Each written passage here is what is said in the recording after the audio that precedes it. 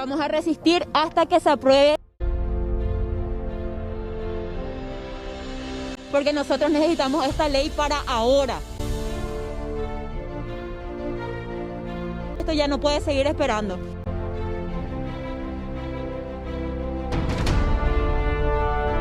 Es una deuda histórica con el Paraguay.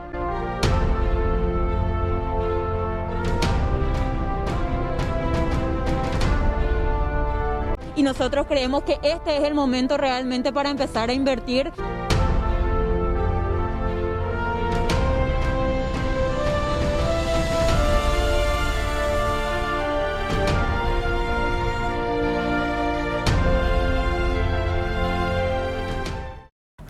La Universidad Nacional de Asunción, fundada en el año 1889, es la primera institución de educación superior, la más antigua y con mayor tradición del país. La lucha Arancel Cero tiene como objetivo la búsqueda de la gratuidad de la educación superior, que se hace hace mucho tiempo atrás con generaciones anteriores. Esta lucha se dio con mayor intensidad durante la pandemia con la formación de una organización permanente y más fuerte dentro de la Universidad Nacional de Asunción. El senador Víctor Ríos fue el que presentó la ley ante el Senado para eliminar los aranceles universitarios, puesto que somos el único país del Mercosur que mantiene sus universidades aranceladas.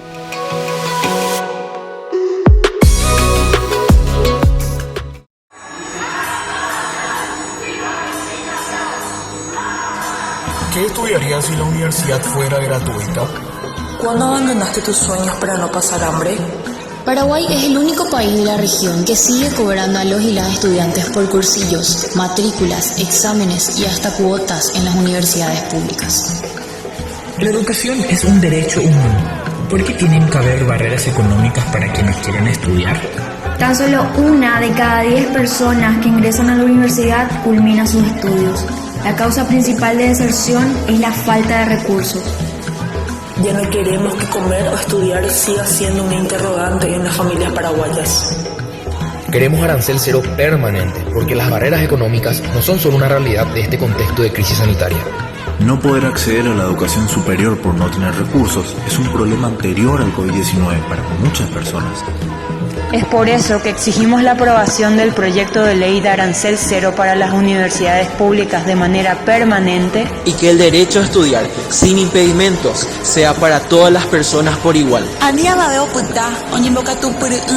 Educación Queremos arancel cero ya, universal y permanente.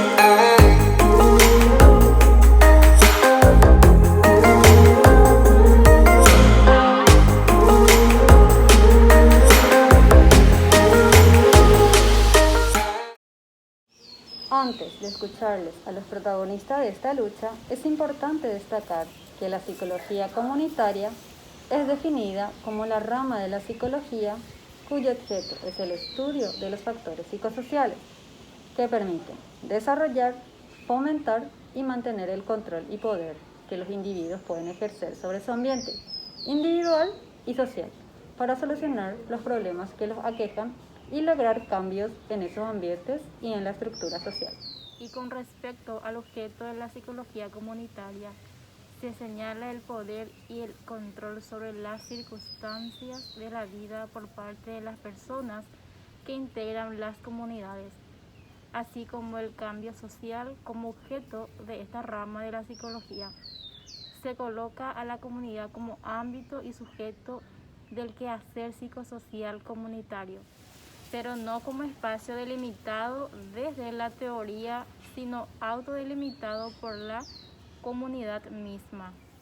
No como sujeto sujetado, definido externamente, sino autodefinido desde la propia comunidad, como sujeto activo de las acciones que en ella se llevan a cabo, como actor social, constructor de su propia realidad. Yo soy Mauricio Quiza, tengo 21 años, se decía. Estoy en el segundo año de la carrera de filosofía en la Facultad de Filosofía de la UNA. y estoy como miembro de la y vocero, ¿verdad?, de la SEUNA, Coordinadora Estudiantil Universitaria de la UNA. Yo soy Ricardo Portillo, tengo 18 años, soy de la Facultad de Ciencias Exactas y Naturales, estudio la carrera de Física y estoy como militante en el movimiento de la SEUNA.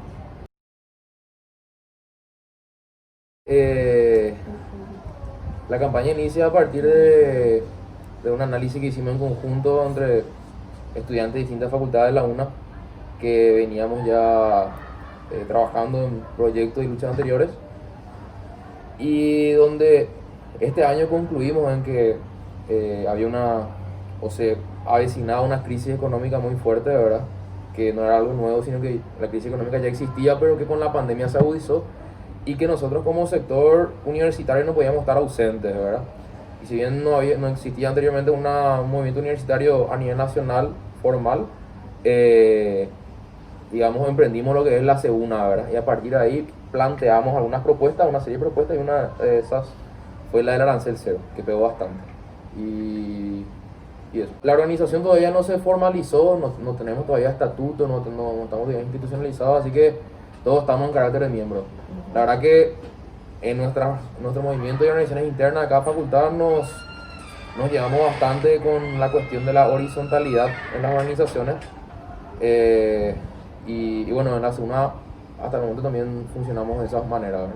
Yo quiero agregar que por mi gusto hacia las causas sociales, me enteré del movimiento SEUNA a través de otro amigo y decidí participar, y desde ahí estoy acompañando a todos. Existen movimientos comunitarios surgidos de abajo hacia arriba. Se caracterizan por 1. Predominan las relaciones horizontales entre los miembros del grupo. 2. Generación de conciencia entre los participantes acerca de los problemas, causas, las vías para solucionarlos y sus dificultades. 3.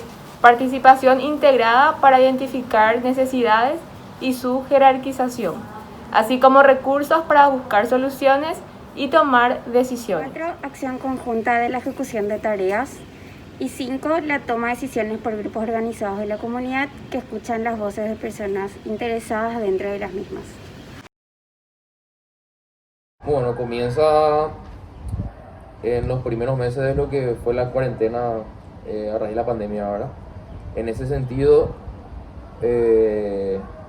comenzó, como mencionamos ya, en conjunto entre estudiantes de diferentes facultades de la UNA, ¿verdad? Que después, de forma posterior, esto se extendió a otras universidades y filiales de la propia universidad. Bueno, y la herramienta principal que nos puso a prueba no solamente a nosotros, sino que a todo el mundo, diría yo, es las redes sociales, la cuestión digital, el internet, ¿verdad? De esa manera, más que nada, realizamos las reuniones, y tuvimos muchísimas reuniones internas para organizarnos, y también externas, ¿verdad? Ya con autoridades, con los representantes del Congreso, con autoridades de nuestras universidades y demás, ¿verdad? Entonces, de esa forma. La difícil definición de comunidad se describe como un grupo social, dinámico, histórico y culturalmente constituido y desarrollado, preexistente a la presencia de los investigadores o de los interventores sociales, que comparte intereses, objetivos, necesidades y problemas en un espacio y tiempo determinados, y que genera colectivamente una identidad, así como formas organizativas, desarrollando y empleando recursos para lograr sus fines. Eliminar una de las mayores y más importantes barreras para el acceso a la educación y permanencia en la educación, ¿verdad? Porque lo que se dio actualmente siempre se da, y esta vez se agudizó más, es la cuestión de la deserción universitaria, ¿verdad? Por falta de recursos. Es una cuestión de un gran derecho a la educación, un derecho público que creemos que todas las personas deben tener sin excepción, y en parte es emprender un gran ideal. Eso fue más, creo que, la visión de todos los compañeros mientras que acompañamos esta reivindicación. Las reuniones, en mi caso, yo no era de Asunción, soy del interior y aún así pude participar activamente en todas las reuniones. Era un grupo, siempre se opinaba, se pedía las opiniones de los demás y se acordaban fechas de reuniones. Y para no solamente reuniones generales, sino reuniones por lugares, por universidades, por grupos, porque nos dividimos en varios grupos, entonces de esa forma organizativa gestionar lo mejor posible las opiniones de todos para tener una mejor movilización, para tener un mejor alcance y que en realidad se escucha al estudiantado. Fue una cuestión novedosa, no por el hecho de la movilización estudiantil, sino por la situación en la que estábamos, ¿verdad? De aislamiento. Y nosotros no pudimos movilizarnos masivamente, eso creo que se sabe y hay que mencionar, ¿verdad? Pero sí nos movilizamos de forma intensa, en varias ocasiones, de forma reiterada, y logramos instalar en el debate público y político, y dentro de las universidades también, nuestra propuesta. Pero bueno, hicimos campaña en las redes sociales, ¿verdad? Eso fue una herramienta importante, y las manifestaciones que hicimos fueron presenciales. Vale decir también que fuimos el primer sector de la sociedad que se organizó y se movilizó presencialmente convocando a manifestaciones durante la pandemia, durante la cuarentena, ¿verdad? Y bueno, y a partir de eso después se dan otras movilizaciones, pero eso.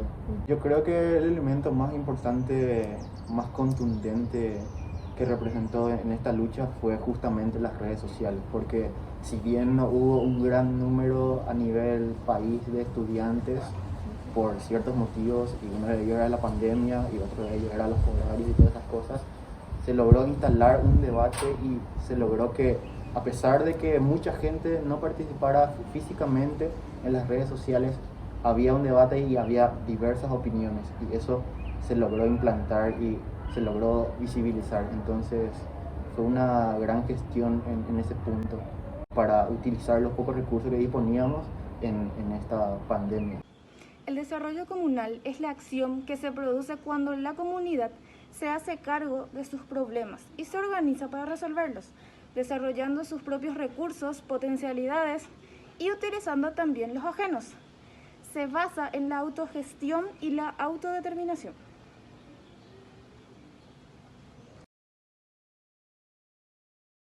Y más que nada con la cuestión del miedo al contagio del coronavirus, ¿verdad? Por un lado, también tuvimos problemas respecto al horario, ¿verdad? Que las movilizaciones eran principalmente a la mañana. Hay mucha gente que trabaja, ¿verdad?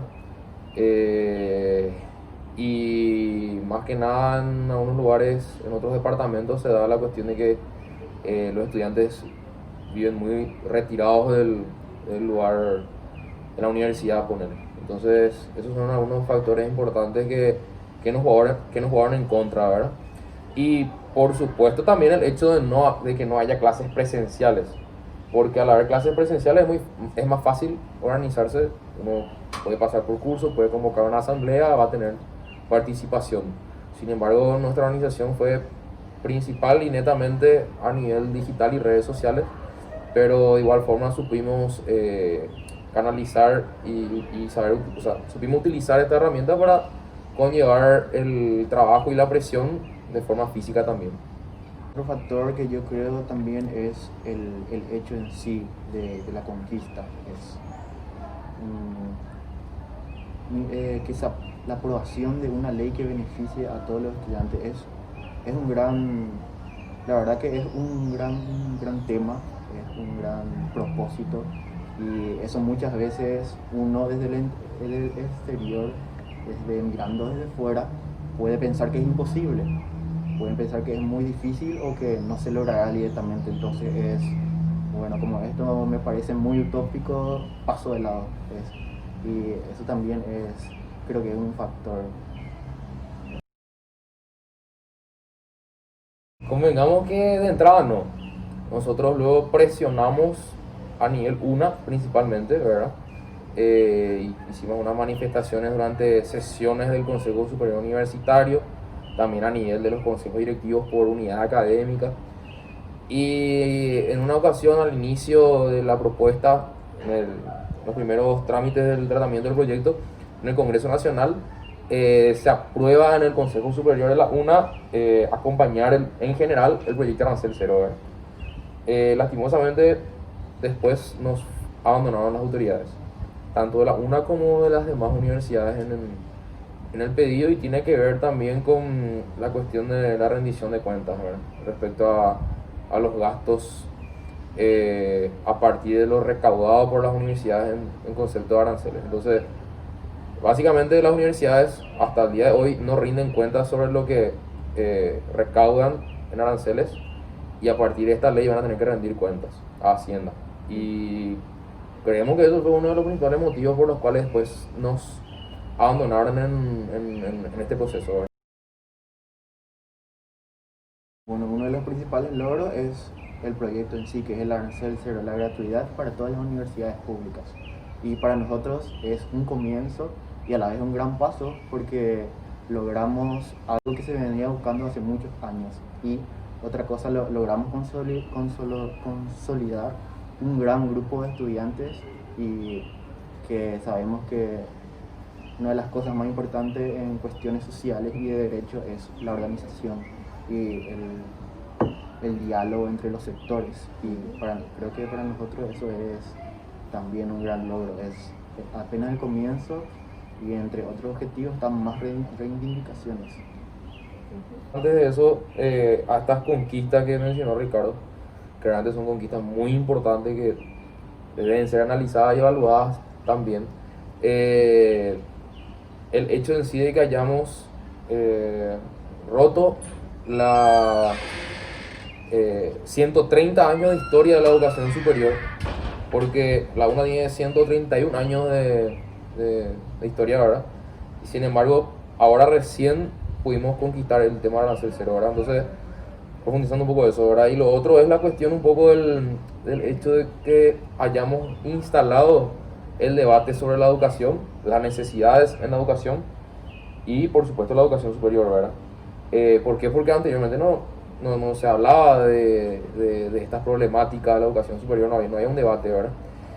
Y la instancia que llegamos, si bien hay antecedentes de hace décadas respecto a la lucha para el arancel cero, bueno, este año conquistamos ese derecho, ¿verdad? Y a qué apuntamos, bueno, siguiendo la línea de la reactivación y reconstrucción del movimiento universitario. Obviamente la idea primera es, digamos, consolidar eso, fomentar eso, para poder realmente tener fuerza como movimiento universitario a nivel nacional, ¿verdad? Y por supuesto también somos conscientes de que el arancel cero no soluciona la problemática de la educación superior. También tenemos que plantear otras propuestas, otras reivindicaciones, ya sean boleto universitario, alimentación universitaria, más becas, mayor inversión, y también otros temas como mayor investigación, extensión universitaria, y plantearnos un debate más amplio y grande en términos de qué modelo de universidad queremos, qué modelo de universidad tenemos y qué modelo de universidad queremos, enmarcados en un debate respecto a qué modelo de sociedad queremos, ¿verdad? Y definir el modelo de desarrollo por el cual necesitamos trabajar y definir el tipo de universidad que tenemos y que necesitamos en Paraguay, ¿verdad? Y eso. Bueno, a ver, Paraguay es, antes de la ley de arancel cero, ¿verdad? Paraguay es el único país que mantiene sus universidades aranceladas. Sus universidades públicas y nacionales, ¿verdad? Del Cono Sur de las Américas. Entonces, eso por un lado, y por otro lado también que nosotros miramos, países de Europa y sus universidades reciben de forma gratuita a estudiantes extranjeros inclusive, ¿verdad? Y bueno, entonces eso fue uno de los principales argumentos que nosotros utilizamos para instalar nuestra reivindicación. Utilizamos de ejemplo experiencias de la región e internacionales, y la verdad que hay que tener también en cuenta que el foco del estudiantado que iniciamos esta lucha, tenemos relacionamientos con otros sectores de organización social, ¿verdad? Hay varios estudiantes que están en la universidad hoy en día que venimos de la militancia estudiantil secundaria, por ejemplo. hay vinculaciones con el sindicalismo, con organizaciones sociales, con el sector campesino. Entonces, digamos, hay ciertos factores que a nosotros nos ayudaron a comprender y sobrellevar este proceso, ¿verdad? De la mejor manera posible, igual con nuestros errores, ¿verdad? Y un elemento importante fue el apoyo y los contactos y las conexiones que hicimos de forma internacional y regional mediante todas las organizaciones que nos apoyaron de forma interna, ¿verdad? Y que, bueno, nos expresaron su apoyo desde afuera y que fue bastante importante en el sentido de que tuvimos muchísimo apoyo, muchísima gente que envió videos, publicaciones de diferentes países del mundo, alentando, digamos, a que se dé esta conquista. Personalmente, en la región en el interior, donde me tocó y nos tocó movilizarnos, fue un trabajo, la verdad que arduo, y la verdad que necesitas constancia y perseverancia, porque lo que prácticamente hacía yo o hacíamos era hablar con las personas, informarles del tema y decirles para movilizarnos. Y es una cuestión que necesitas contactar con muchas personas, y esas personas, el 20% se te suma. Entonces, una manifestación podía ser desalentadora por la poca cantidad de personas que venía, y otra podía ser más motivadora. Entonces, la cuestión y la experiencia muchas veces es no desistir, insistir y presentar confianza, primero tú mismo de que se puede lograr eso, y segundo transmitir a los demás. Y otra cuestión muy importante que me di cuenta es la comunicación, es cómo concientizar a las personas de que eso le beneficiará, de que lo beneficiará la educación gratuita, de que dialogar entre los estudiantes, organizarse para reclamar las carencias institucionales puede lograr un mejor futuro, no solamente para las demás generaciones, sino inmediatamente para ellos, ¿entienden? Entonces es una forma de hacer ciudadanía y de construir una nación. Y por esa cuestión pasa mucho el tema del interés en la política. Entonces, algo importante y una experiencia bastante enriquecedora para mí fue eso, es interesar a los demás en la política, y también darme cuenta cómo hay un gran desinterés e ignorancia en ese tipo de temas, hasta el punto de indiferencia total. Y es una experiencia. Bueno, la verdad que no es que es muy distinto a lo que es en otros departamentos, pero sí hay que reconocer que hay mayores facilidades de repente para la movilidad, digamos, en algunos términos, acá, ¿verdad? Pero siguiendo un poco con eso, con lo que está comentando Ricardo, es una característica, creemos nosotros, en nuestra sociedad, el hecho en sí de no querer participar muchas veces en este tipo de procesos, ¿verdad? Y estar ajenos de repente a este tipo de luchas, ¿verdad? Y que es resultado de, solemos decir bastante, de lo que fue la dictadura en nuestro país, que hasta el día de hoy, lastimosamente, en la cuestión cultural que tenemos como sociedad, se cree que no es necesario participar e involucrarse en este tipo de procesos, ¿verdad? Aún así, bueno, por supuesto hicimos el esfuerzo de acumular conciencia y acumular fuerza entre estudiantes de diferentes facultades, y se hicieron las manifestaciones. Tuvimos fácilmente una docena de manifestaciones en este periodo para la conquista del arancel cero, ¿verdad? Ya sea acá en Asunción como en otros departamentos. Nos llegamos a manifestar en 14 ciudades de 11 departamentos. Y bueno, y volver a recordar, ¿verdad?, que los vínculos y las articulaciones que hacíamos principalmente era de forma digital, ¿verdad? Y fue bastante complejo en ese sentido, pero se hizo el trabajo y se pudo hacer las manifestaciones. Y bueno, la verdad que tuvimos muy buena respuesta de la gente que se comprometía. Como siempre hay, digamos, problemas en términos de del compromiso de las personas en sí, en general, ¿verdad? Pero de igual forma se cumplió y pudimos llevar adelante esa cantidad de manifestaciones y presión. Yo no sabría decir si es que fuimos el sector que más veces se movilizó en esta cuarentena. No quiero pecar de ignorante en ese sentido. Sí, sectores de educación también, como los docentes, estudiantes secundarios y por ejemplo los sectores campesinos se movilizaron bastante. Pero bueno, estuvimos ahí mostrando un poco que los estudiantes universitarios no estábamos tan perdidos y que ahora nos reencontramos ahora y que queremos seguir luchando por una mejor educación y por un mejor país. La lucha por el arancel cero ya ganó su primera batalla. Aún tienen un largo camino por recorrer de la mano de jóvenes líderes estudiantes.